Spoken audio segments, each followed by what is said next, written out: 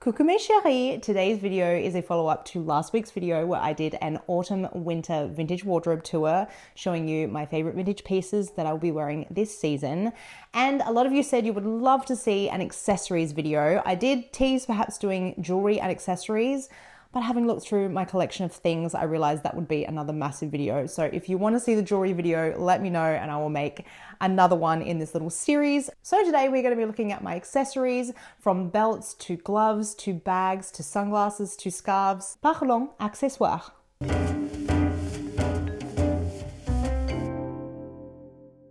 So I'm going to start with some handbags. I have quite the collection and this is only some of them, but I am going to try and stick to the autumn-winter theme today. So we'll start with my grandmother's 1940s cord handbag.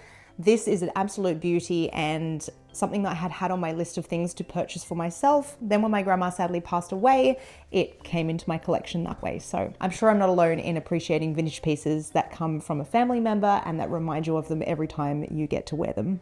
I've never thought much about what era this one is from, to be honest. I think 1960s. I won't pretend that I'm fantastic at the era of bags off the top of my head. I tend to be able to pick hats and shoes and clothing pretty well just from my knowledge, but bags I'm not so great at. I do think this one is either 50s or 60s. I'm probably going to say 60s. It was a gift from Val's cousin's girlfriend for a Secret Santa. So she absolutely nailed it. Obviously, this is exactly up my alley. So I was really quite surprised that she did such a wonderful job. And I literally use it all the time. This one I think is a 1930s one. I actually just found this in an op shop in Australia. An op shop is like a church charity store. And it even has a little mirror inside that is attached by a ribbon, and various little compartments that I will show you up close. But yeah, I was shocked to find this just sitting in a charity store. This bigger one is like a doctor's style bag in a gray. It's almost ever so slightly green, but I think maybe that is age. But she's a great size. It's not so often that I come across big vintage handbags that are really, really useful. So I love this one. She's got very sturdy fixings if I can get her open. And I've currently got her stuffed with newspaper to keep her shape in the cupboard so she doesn't get smushed, but I will show you in the cutaway the inside of her. And I believe this one would also have been 1960s. And the last one that I'm going to show you today is this little 1940s beaded bag. She's navy blue. She's just a little clutch, something very simple, but this beaded style was really quite popular at the time. The 1940s became really sort of creative with the way that they made their accessories and especially their handbags. You might have seen telephone cable ones, cord handbags. This is raffia and beads. It was because materials that were being used normally to make these sorts of accessories were going towards the war effort and to make things that they needed for battle. So they had to come up with ideas of other textiles that they could turn into accessories for women's fashion. I have another bag here that is a wounded bull. I found this in a vintage store actually here in Nice, but not after I moved here. It was when I visited with Val while we were considering moving here. And she doesn't have her handle because it is inside, because about 2 or 3 days after I bought her, the handle gave up the ghost. But she was stunning. It was like this. She's beautiful, and I have actually ordered some faux black crocodile pleather, and I'm going to try and trace around the old handle to create a new handle with the faux leather, which hopefully will look good. Obviously it's a bit of a conundrum. As a vegan, I don't want to be buying new leather, and I certainly couldn't even afford to buy black crocodile leather to replace the handle on this, so it is going to have to be faux, but I will do my absolute best. And if it looks rubbish, then I might just have to accept that I can't use her anymore. But she was kind of expensive, and I only got to wear her once. Now, this is not really an autumn-winter item, but I'm not sure that I've actually shared it with you guys in a long-form video on YouTube yet, and it's a holy grail item. So it is my first and only lucite handbag. I believe, if I remember correctly, the lady said it was from 1959. And I bought this in Lausanne in Switzerland whilst on my anniversary trip with Val. Next up, I'm going to talk sunglasses. Now, I have quite a large sunglasses collection, but a lot of them are reproduction because True vintage sunglasses are really, really expensive, and people tend to know when they have the real deal, so they're harder to find. But I do have a couple that I managed to spot for an absolute bargain. The first ones that I ever picked up were these 1950s cat eye ones in a clear plastic with red and blue wave details on them. I found these while I was on holiday in Napoli, and I knew immediately they had to come home with me. I've gotten a lot of really great vintage from Italy, either on my travels there or from Vinted, where the seller is shipping from Italy. There just seems to be a lot of fantastic vintage stuff still available and very well priced. So that is a hot tip from me on where to get your vintage from. The second pair that I picked up were actually from an antique store in Lewis while I was living on Jade's property, and they are a pair of, believe it or not, 1930s sunglasses, and I got these for 10 euros. Is because the store was all about things like vases and furniture. They were not specialists in vintage clothing, and they just had these sitting as sort of decor in a cupboard, and I asked if I could buy them, and they were like, yeah, 10 euros. So yeah, I really, really, really lucked out on that one. And my last pair of true vintage sunglasses are these 1960s ones from a brand called Navigar, More Lunettes. There's a lot of 80s ones on the internet, but these do seem to be a 1960s pair. It has been very hard to verify whether or not they are true vintage 1960s ones, but the brand did exist back then and does seem to be now defunct, so I think they are the real deal. I also have a ton of gloves. I love collecting gloves because I think it can really change an outfit just by putting a different pair of gloves on with a hat or a scarf. Voila, you can totally transform a look by putting on particularly a pair of quite colorful gloves.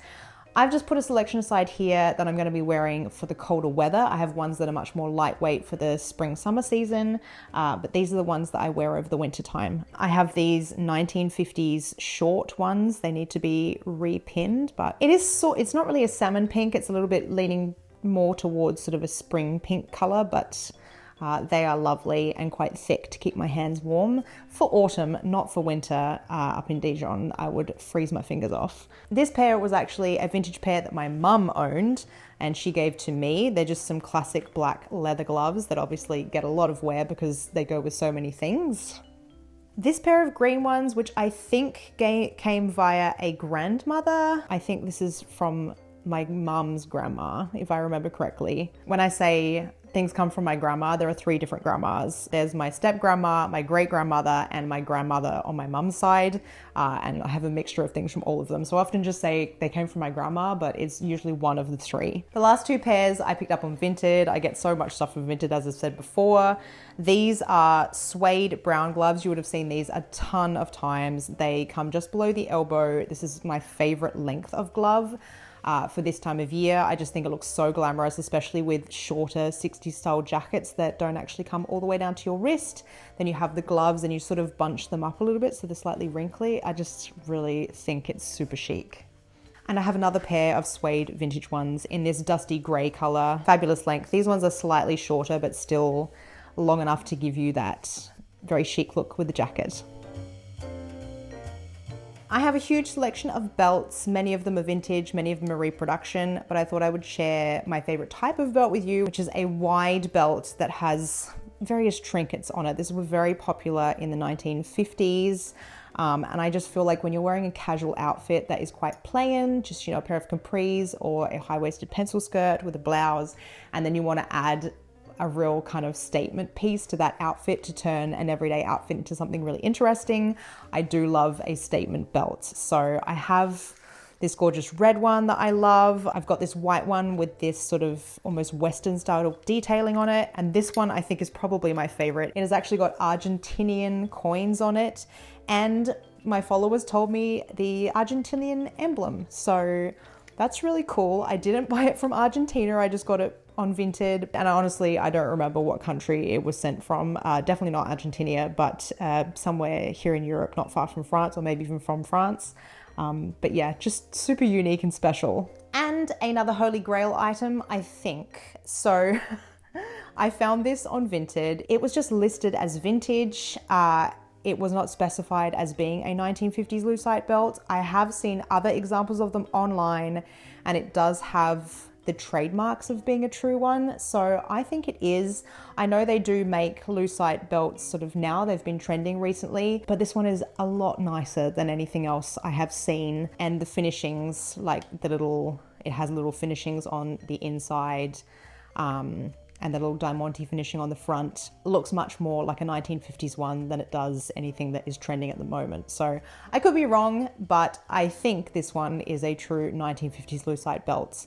And it was kind of pricey. I did ask for it for Christmas, and I think it was sort of not priced as expensive as a lot of the true vintage metal and lucite belts are from the 1950s, but you know, pricier than I would be willing to pay for a belt from today. But either way, she certainly looks like the real deal when I'm wearing her, so I'm happy. I have a couple of pairs of house mules or slippers. The first pair, I think I got off of eBay. I've had these for a very, very long time. They are 1960s with a beautiful label on them, and they've got rabbit fur and these little gold roses. They're just absolutely stunning. These are Night Airs Leisure Lovelies. I love the cute names of vintage accessory brands. I don't wear them enough around the house because we have wooden floors and it is very loud and clacky when I wear them, but they do come out for photo shoots, and I really should try and wear them more when we go up to Dijon Duval's parents' house because they're just so glamorous. This pair I have also had for ages, but I found them on eBay Australia and had them sent to my mum's house where they sat for quite a long time before I was able to collect them. They are, again, true vintage. I think these ones are 1950s. They are Evening Originals by Better Australia, and they're in this gorgeous powder blue color with a quilted upper, and they've got this sparkly lurex edging to them. Just so pretty. Okay guys, we're nearly there. This is the last section, and it is my true vintage scarves. I think all of these came from my grandmother, technically my step grandmother. The first and very special item is this 1930s piano shawl. And for those of you who don't know, they're called a piano shawl because people often draped them over pianos. But they were also often used as tablecloths or maybe sort of nightstand cloths, because you obviously don't want to be spilling food on them. But how stunning is the pattern on that? And actually, I think it would go quite well with what I'm wearing now. At some point, someone in the family has put ribbons on her. There she is in action. Isn't she absolutely beautiful? I actually have an identical one to this in blue. I haven't steamed it in preparation for showing you today, but yes, I have two beautiful ones. That one is quite damaged. This one is in near perfect condition. And I have this beautiful 1940s silk scarf with these amazing swirly artistic patterns all over it. I just think this is so gorgeous. I almost never wear this, and I should. It would actually go really well with today's outfit. What do we think? I did a reel before this. It really should have gone with the outfit, but oh well. Thanks for reminding me. This is a beautiful Italian morning scarf that actually came via my mum. It was in her collection. I think she said to me it was either gifted to her by maybe a work colleague or that she found it in an op shop. I'm not sure that she could remember where she got it, but yeah, this is stunning. Actually, this probably goes better with my outfit today. Lovely. I was a bit funny about wearing it because it is, you know, I think a Catholic mourning scarf. So I don't want to be sort of insensitive by wearing it, but it is incredibly beautiful. This is one of my absolute favorite scarves. It has this amazing sort of prancing pony detail on it and geometric patterns. This one, I think, this one might be 1930s, I think, based on the pattern on it. Just, yeah, really lovely. This one gets quite a lot of wear just as a little neckerchief. I just tie it around my neck when I'm wearing a white blouse most of the time. Yeah, she's just lovely. And lucky last is the most fun of all of my scarves. This one is a real 1950s one. Again, came via my step grandmother. And she said to me I might not want it because it was damaged, but like, how could I say no to it? It was already torn when she handed it down to me on both sides here, but it has people swing dancing all over it and musicians playing music and their musical notes bursting out. Like, just, I really love it. So there we go, guys. That is a collection of some of my vintage accessories. I hope you found that interesting and saw something that maybe inspired you to go hunting for something similar. I really love sort of novelty things from mid 20th century. And I really think if you're looking for a way to invest in vintage that's not too expensive, investing in things like accessories, belts, scarves, stuff like that, it's just a little bit of money for something really unusual. And if you really troll the internet, you can find them and people don't even realize what they have. Half the time they're just emptying out perhaps a house of a loved one who's passed away, and they're just selling off things in a big collection, and you'll find that some things are sort of from the 80s and 90s, and then they'll have one amazing 1950s thing in there. So keep looking. People often ask me, how on earth do you find things on Vinted? I never find anything. The secret is that most of the stuff I buy on Vinted is not listed as a vintage piece. It's not listed as the era that it's from. And I literally just type in what I'm looking for, and then I scroll and scroll and scroll and scroll until I spot something that I know looks like it might be from the 40s, 50s, 60s, or whatever I'm looking for. So the gems are out there, you just have to really hunt for them. Let me know in the comments down below if you would like a follow-up with the jewelry video. I have plenty of vintage jewelry I can share with you. Don't forget to like, comment, and subscribe. Most of you who are watching my videos and coming back to watch them are not actually subscribed to my channel, so it would really help me out if you click the subscribe button and the notification bell so you know when my videos come out. Otherwise, I will see you in the next video. Bye!